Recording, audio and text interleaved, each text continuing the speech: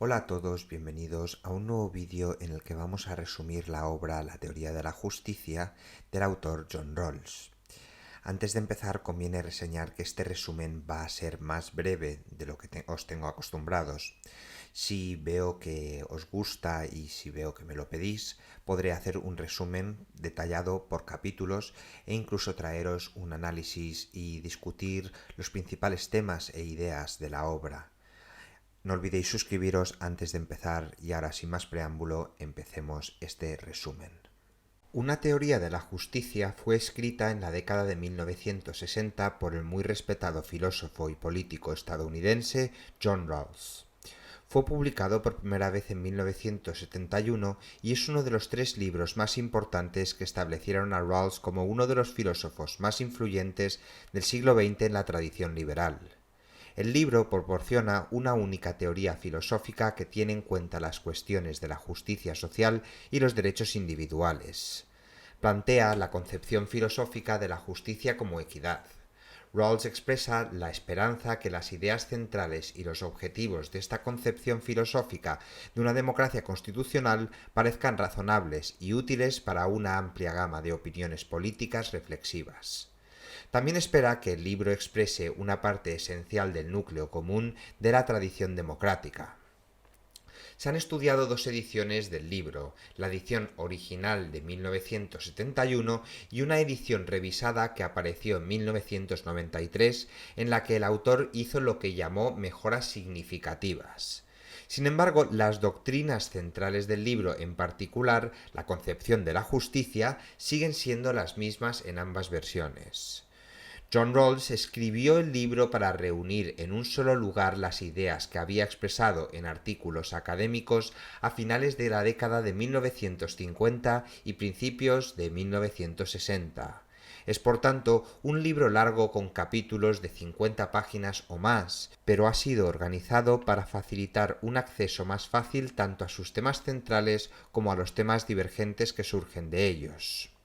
Teoría de la justicia es un libro de filosofía en el que el autor John Rawls argumenta que los conceptos de libertad e igualdad no son mutuamente excluyentes. Se compone de 3 partes distintas. En la parte primera, Rawls afirma que el único sistema lógico para defender la justicia es el que trata a las personas por igual independientemente de su género, clase o raza. En la parte segunda, el autor analiza cómo su teoría de la justicia afectaría a las instituciones modernas. Aunque no hace acusaciones específicas, deja en claro que ningún sistema existente está a la altura de sus estándares. En la tercera parte, Rawls describe los efectos positivos que un sistema de justicia equitativo puede tener en la sociedad. La parte primera se titula Teoría y expone los argumentos principales del libro, particularmente la doctrina de la justicia como equidad. También describe una posición original hipotética desde la cual las personas tienen que decidir las estructuras económicas y políticas de la sociedad en las que habitarán. Y 2 principios de justicia que emergen de esta posición original, que incluye un principio de libertad y un principio de diferencia.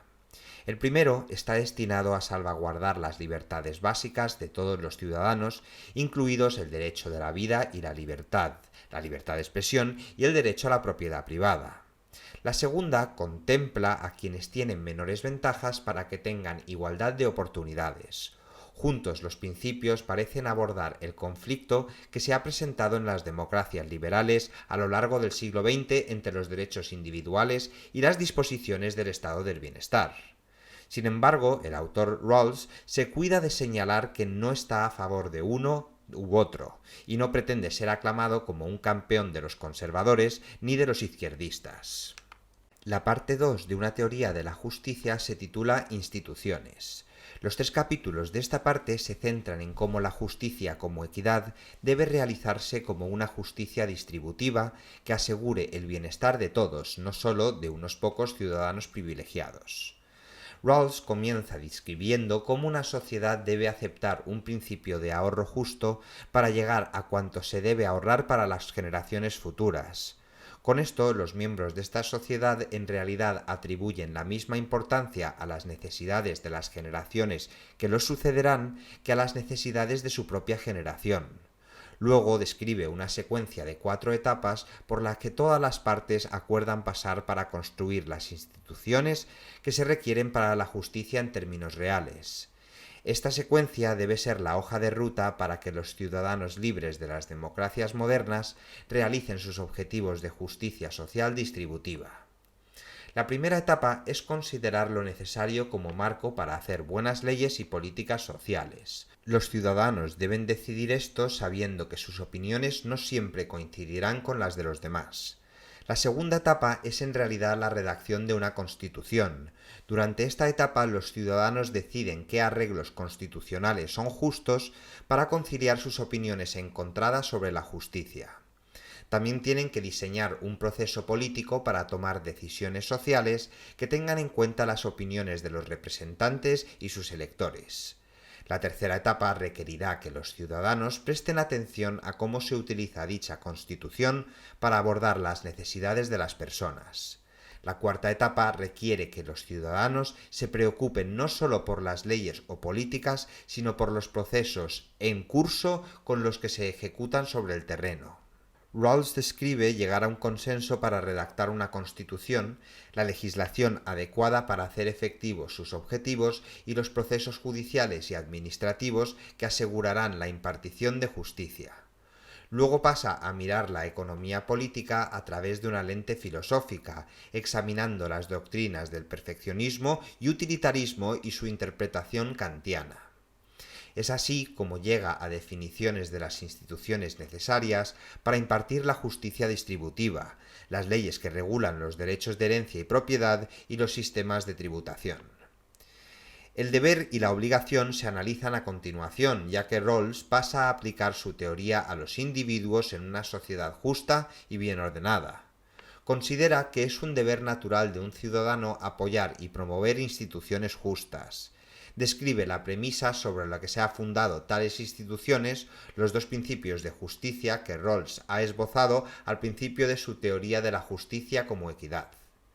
Rawls también analiza la naturaleza del deber y la obligación cuando se enfrenta a una ley injusta y procede a discutir la desobediencia civil y la negativa de conciencia. Él define la desobediencia civil como un acto público no violento, consciente pero político, contrario a la ley, generalmente realizado con el objetivo de lograr un cambio en la ley o en las políticas del gobierno. Esto implica apelar al sentido de la justicia de la mayoría. La negativa de conciencia, por otro lado, puede significar simplemente el incumplimiento de una orden judicial u orden administrativa más o menos directa. No es un acto público que implique un llamamiento a la mayoría. Es también un acto que no puede fundarse en principios políticos, sino en principios religiosos o personales que se apartan del orden constitucional. La parte 3 de una teoría de la justicia se llama fines. Se trata de psicología moral, cómo se adquieren y mantienen los valores de la justicia para una sociedad estable. Los 3 capítulos de esta lección buscan mostrar que la justicia y el bien son congruentes y que la congruencia de los valores de la sociedad y el bien de la justicia conduce a la estabilidad en una sociedad bien ordenada. Esto ocurre porque los ciudadanos aceptan la bondad de la justicia como equidad, en lo que Rawls llama bondad como racionalidad, en la medida en que están dispuestos a hacer los cambios y ajustes necesarios en sus propios planes de vida en la causa global de la justicia social. Esta parte final del libro examina más de cerca el concepto de una sociedad bien ordenada. También se discuten problemas que pueden surgir en una sociedad de este tipo debido a la envidia, y se explica cómo deben abordarse mediante la aplicación del principio de diferencia de la teoría de Rawls. Finalmente, Rawls busca mostrar que su teoría permite a las personas alcanzar una unidad de sí mismos en la que son capaces de expresar su naturaleza como seres libres y racionales en pro de la justicia.